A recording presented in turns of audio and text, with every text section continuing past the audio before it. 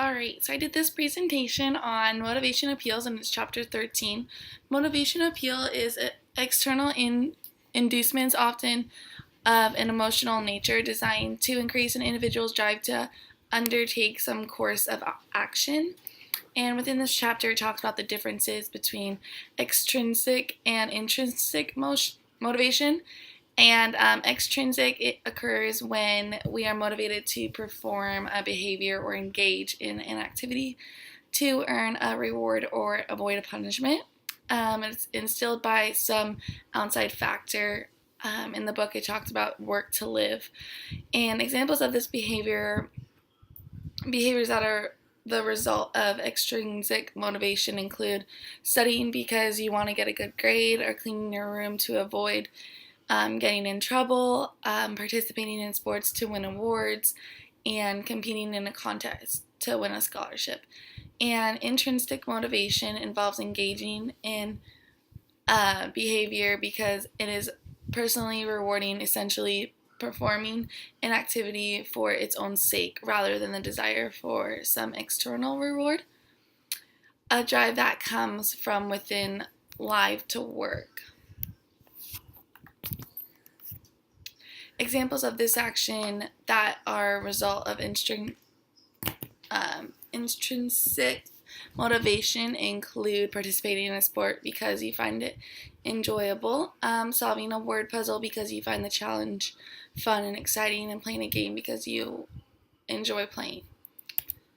Next, we talked about emotional marketing, which is a message that builds your ego. It makes you feel smarter and bolder, more sophisticated, and just any other emotion that is fundamental to your self-esteem. By making you feel better about yourself, the brand transcends more product status and becomes a friend.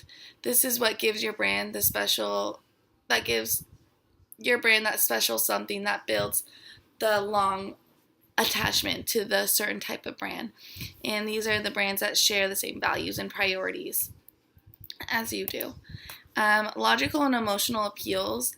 Logos are logical reasoning, and pathos are passion and emotion. And in this section, they talked about whether a message is perceived as a logical or emotional. Has to do much with the person perceiving the message as it does with the message itself.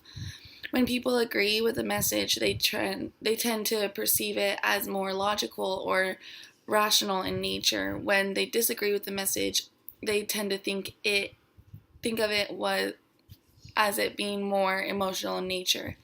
Mere pretext of reasoning given worked well for minor requests. When the confidant asked to make 20 copies, people were less likely to comply unless a genuine response was offered. And that was just an example from the book.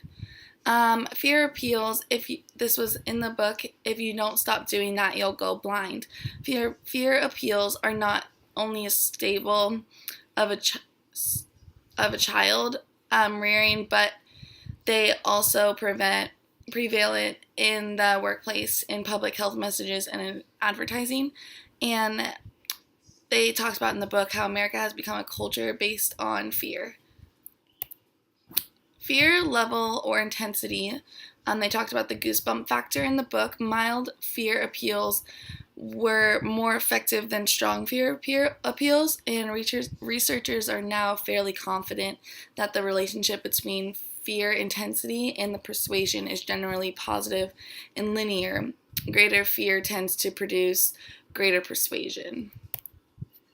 The extended parallel process model, they talked about how there's nothing to fear but fear itself. So assuming that an appeal arouses fear in a receiver, the receiver can be expected to do something about it.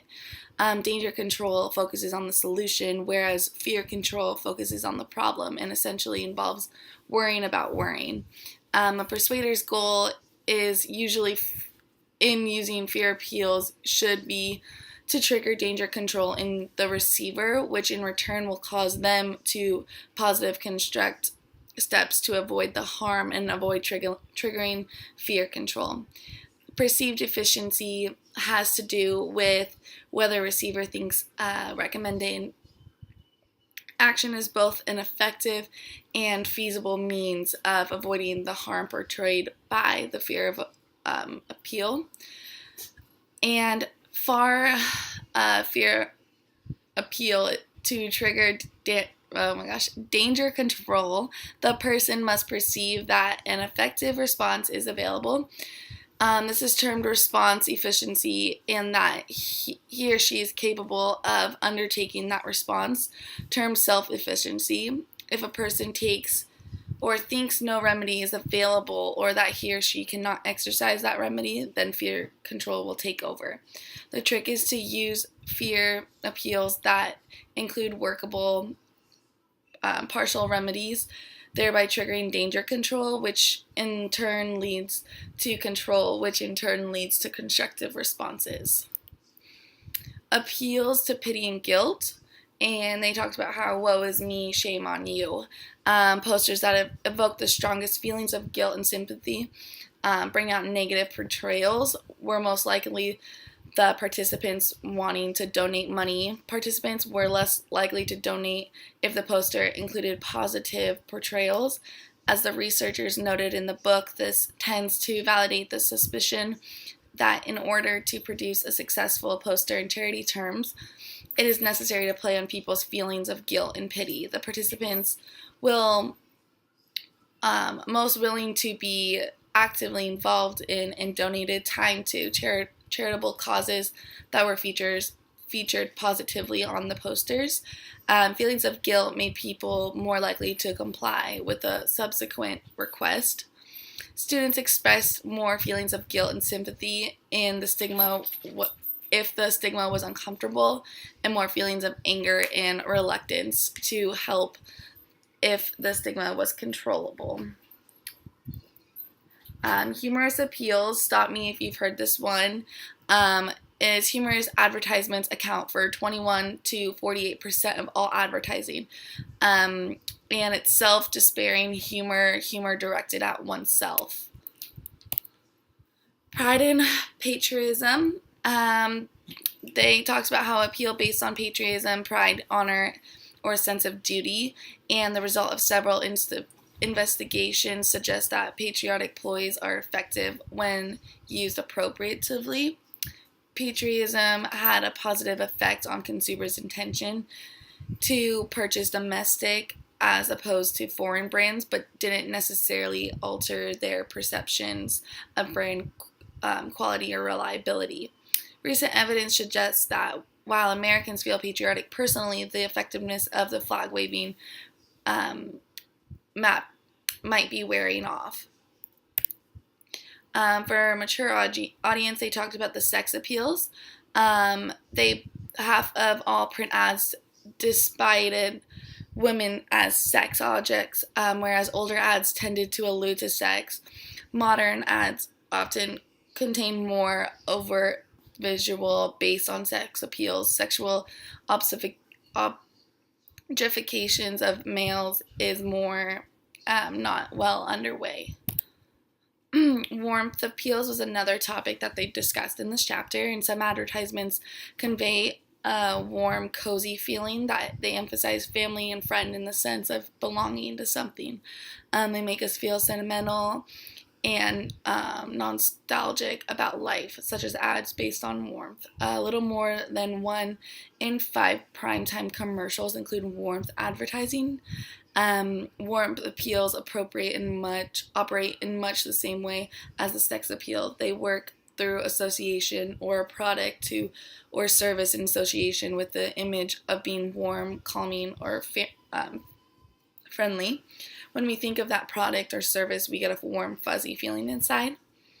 And these can be quite effective, but their success depends on their believability. The warm, fuzzy images being portrayed must come across as sincere for the appeal of the work. Types of irrigation. Other enhancement, paying compliments or engaging in flattering techniques is other enhancement, and opinion conformity is agreeing with the target's statements, ideas, and views. A variation of this technique is to initially disagree And the next one was self-presentation, so bragging or otherwise displaying one's attributes to increase the target's evaluation of oneself. Mixed emotions, they talked about how it appeals to honor, youth, beauty, shame, and freedom in the environment. A threat of punishment can be coupled with a promise of reward. Guilt is commonly compiled with pity. They also said if one appeal proves ineffective, another may still work, and if there is the prospect of the combinations of appeals will have an addictive effect. The combination of appeals may work better than they would individually. The danger in combining appeals and that they may appear contradictory. And that is chapter 13. Yes, and I hope you have a good day.